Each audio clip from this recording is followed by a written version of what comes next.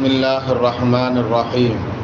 عن عائشة رضي الله تعالى عنها قالت: السنة على المعتكف ألا يعود مريضا ولا يشهد جنازة ولا يمس امرأة ولا يباشرها ولا يخرج إلا لحاجة إلا لما لا بد منه كما قال عليه الصلاة والسلام والتسليم. ரவாஹு Abu Dawood. Ayesha அம்மா அவர்கள் அறிவிக்கக்கூடிய ஹதீஸ் இது. அஸ்ஸுன்னத்து நபியினுடைய வழிமுறை என்பது அலல் முஅத்தகிஃபி இஅ்திகாஃப் இருக்கக்கூடியவரின் மீது நபியினுடைய வழிமுறை என்பதாகிறது. அல்லா யஊத மரீதன் நோயாளியை நலம் விசாரிக்காமல் இருப்பதாகும். வலா யஷ்ஹத ஜனாஸத்தன் ஜனாஸாவில் கலந்து கொள்ளாமல் இருப்பதாகும்.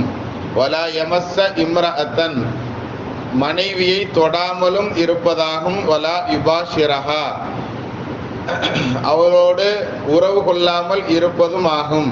வலா யஹ்ருஜ லிஹாஜத்தின் இல்லா லிமா லா புத்த மின்ஹு அவசிய தேவைக்காக வேண்டியே தவிர, மலஜலம் போன்ற அவசிய தேவைக்காக வேண்டியே தவிர வேறு எந்த விஷயத்திற்காக வேண்டியும் பள்ளிவாசலை விட்டு வெளியேறாமல் இருப்பதாகும் என்பதாக ஆயிஷா அம்மா அவர்கள் அறிவிப்பு செய்கிறார். இந்த ஹதீஸில் மொத்தம் 5 விஷயங்கள் சொல்லப்படுகிறது. நோயாளியை நலம் விசாரிக்கிறதுக்கு கூட வெளியே போகக்கூடாது, ஜனாதாவில் கலந்து கொள்வதற்காக வேண்டி வெளியே செல்லக்கூடாது,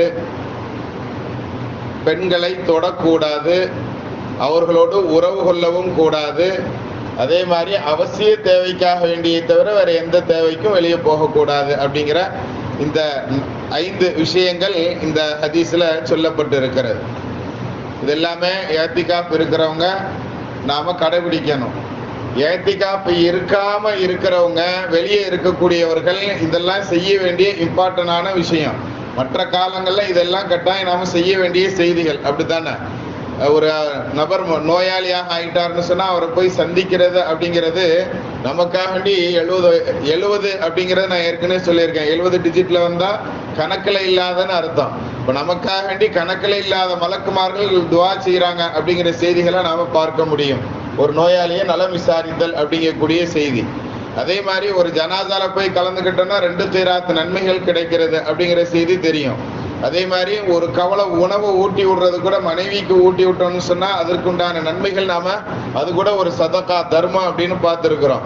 அதே மாதிரி ஹலாலான முறையில் நம்மளுடைய மனைவியோடு சேருதல் அப்படிங்கிறது அதுவும் கூட ஒரு பாவத்தை செய்யாமல் நல்ல விதத்தில் ஒரு ஹலாலான விதத்தில் செய்கிறதுனால அதுவும் நன்மை பயக்கக்கூடிய ஒரு விஷயம் அப்படிங்கிறது நமக்கு தெரியும்.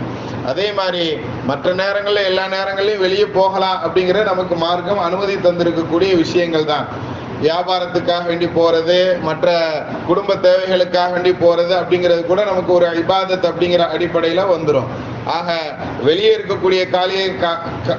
இருக்கக்கூடிய நேரங்களில் இந்த 5 காரியங்களை செய்கிறது நமக்கு வணக்கம் அப்படிங்கிற சூழலில் வந்தாலும் இஅ்திகாஃப் இருக்கக்கூடியவருக்கு உண்டான சுன்னத் என்ன அப்படிங்கிறத ஆயிஷா அம்மா அவர்கள் இந்த ஹதீஸில் நமக்கு தெளிவுபடுத்துகிறாங்க.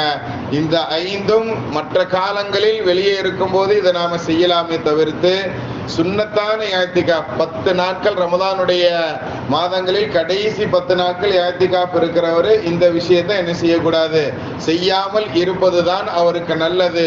நேற்றைய தினத்தினுடைய ஹதீஸை இதோடு நாம் சேர்த்து பார்த்தோம்னு சொன்னால் இலகுவாக விளங்க முடியும்.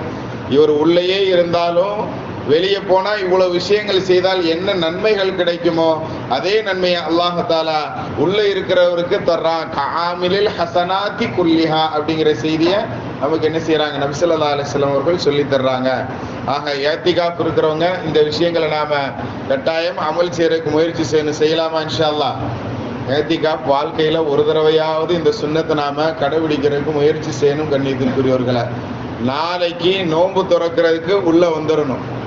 நாளைக்கு 20வது நோன்பு இல்லையா? நாளைக்கு 20வது நோன்பு திறப்பதற்கு உள்ளே வந்துடணும். அதிலிருந்து இனி இன்ஷா அல்லாஹ் பெற பார்க்குற வரைக்கும் பள்ளிக்குள்ளே தான் இருக்கணும். அந்த மாதிரி நியத்து வச்சுக்கிடணும். கட்டாயம் முடிஞ்சவங்க அந்த 10 நாட்கள் வாழ்க்கையில் ஒரு தடவையாவது இருக்கணும்னு சொல்லி நியத்து வைங்க. முடியாதவங்க அதாவது ஒற்றைப்படையான இரவுகளாவது வந்து பள்ளியில இருந்து அந்த லைலத்துல் கத்ரை அடைஞ்சிக்கிறதுக்கு நாம் என்ன செய்யணும்? முயற்சி செய்யணும். செய்யலாமா? இன்ஷா அல்லாஹ். அல்லாஹ் கைராக்கி தருவான். ரப்பனா ظلمنا أنفسنا